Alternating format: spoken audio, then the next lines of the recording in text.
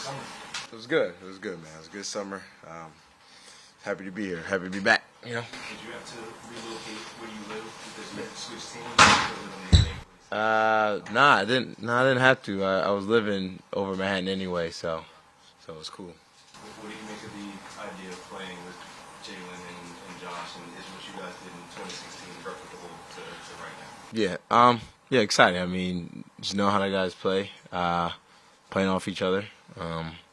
Just love the team we have, so excited. Obviously, knowing some of those guys, it makes it easier, but still, it's a new team, new pieces getting in, still. Just how hard is that, and how much work is that for you guys to get started with this? Yeah, I mean, it's gonna be a grind. Know everybody's excited.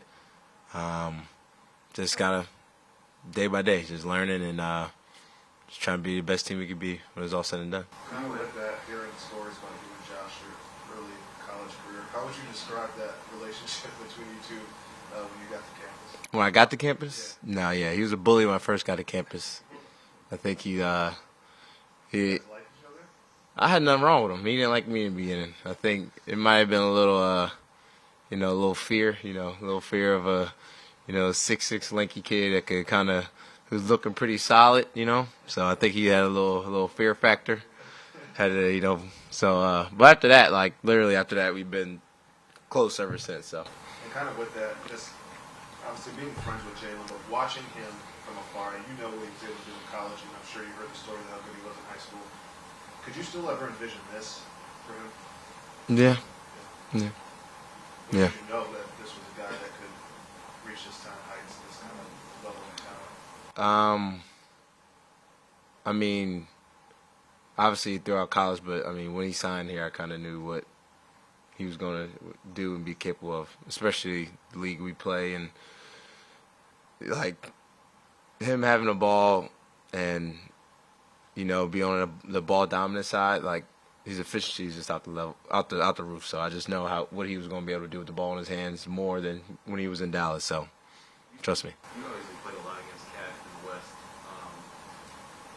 Unofficially, he's doing anything, but what do you think he can bring if he's going to join? Yeah, I like Cat, man.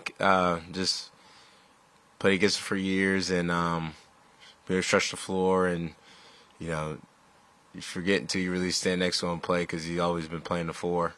It's just how tall he is, just tall as hell. So, but just obviously a great player. I think we same high school class. I don't know if he went up a year or went down, but yeah, I know him for a while. You were obviously asked to do one thing in Phoenix and another thing in Brooklyn, and then feasibly you could be asked to do something different here. Just what is it about your game that allows you to kind of fit in seamlessly wherever you are? Yeah, just try to do the best of my ability. Try to do what I got to do. As a player, and try to do everything and be that guy just to be able to, like I said, do everything on the court and play every minute if I have to. So just excited for the role. Excited just to play again and, with these group of guys and the coaching staff and, for this team. So, it's going to be really fun.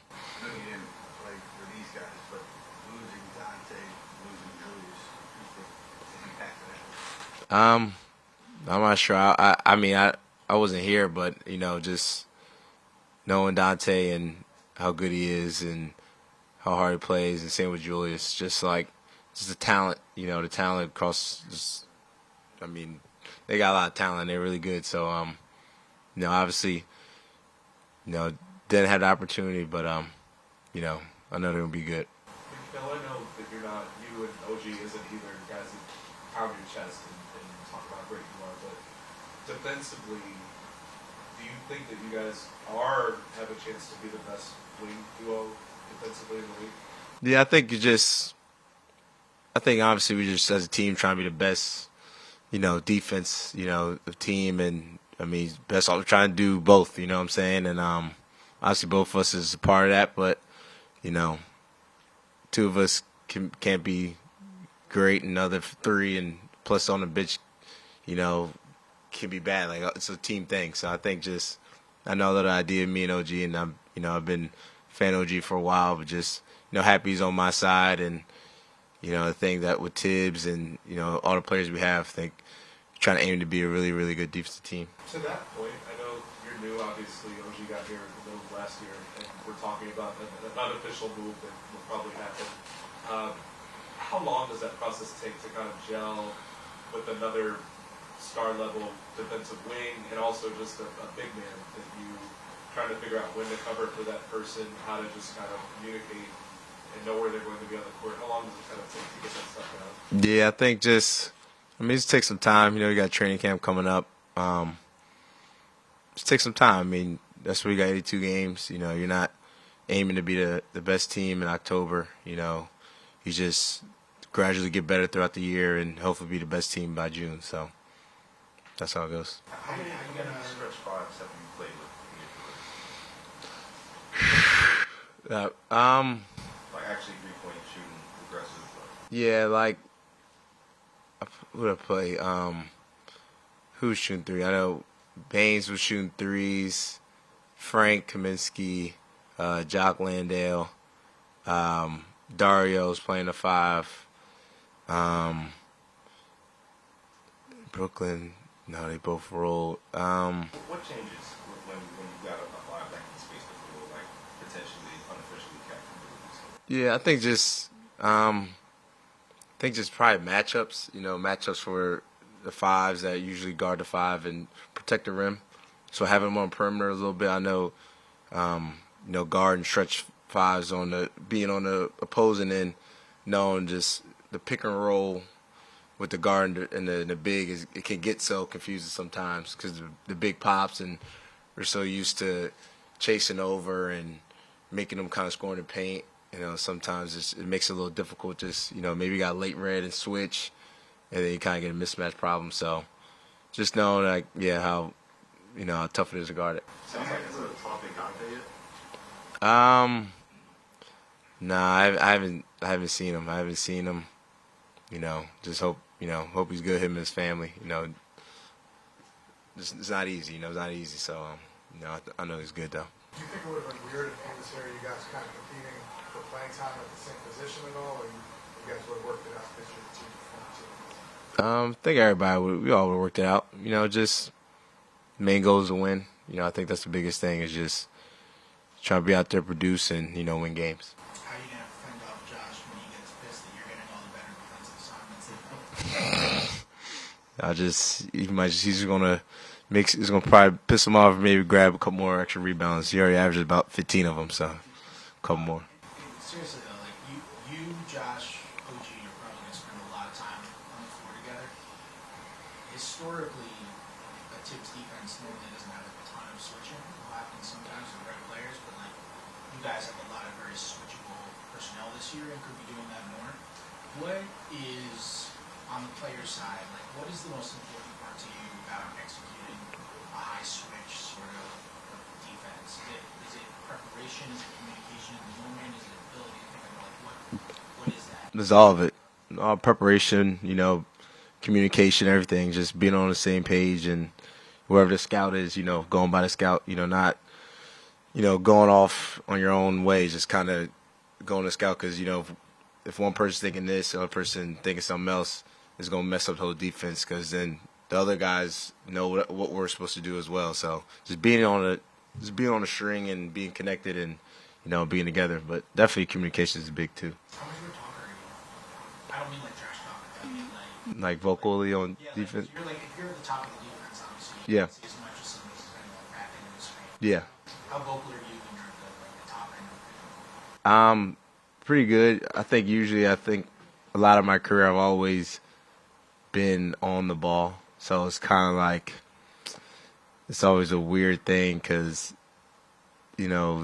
playing in Phoenix and always guarding the pick and roll a lot. And, CP was really good at being vocal because he's always that low man. And, I try to learn from him, but I feel like throughout the games, like how many times was I really a low man? I try to talk as much as I can when I'm down there, but I feel like every time I'm involved, I'm always a lot in the pick and roll. So, I feel like I'm pretty communicative. Probably, do more.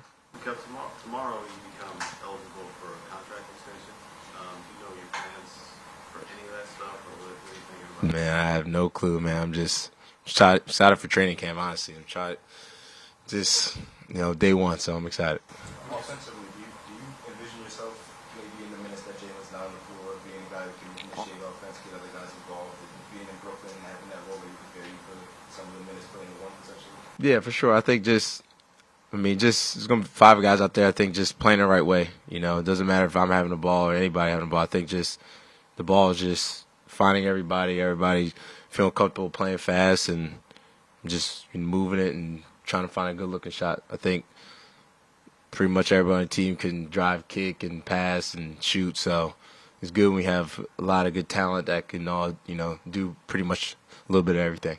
So does everyone have to be on salt this year because you have so many guys that can shoot three, so many players who can score 20 or more? How does that come together, you think? Just if you want to be a really good team, great team, just everybody got to sacrifice and to any amount. But I think just playing the right way, take the open shot, find the next guy. I mean, I don't know. I feel like it's pretty simple in a way when you play for the guys out there that you care about, and that you're gonna give them a right pass perfectly for them to get a good looking shot, and reading the defense. If that guy's guarding you, you got your guy right next to you. So I think just making the right read. I think it's a good problem. It's a good thing to have when people that could be able to drive and pass and shoot. So I think that's not a problem. But obviously, if you want to be one of the best teams, everybody got to be dialed in, and there's always a sacrifice through everybody from the first guy to the guy, last guy on the bench. So always sacrifice when it comes to trying to be, the best. Two more. Right. Little off topic, but I'm working on.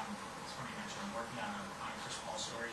Cool. Kind of how I've spoken to a lot of younger guys who were younger with him, and he would go out of his way to kind of like take them aside, show them film. This is how you're supposed to study. This is how you're supposed to. Yeah. You mentioned him.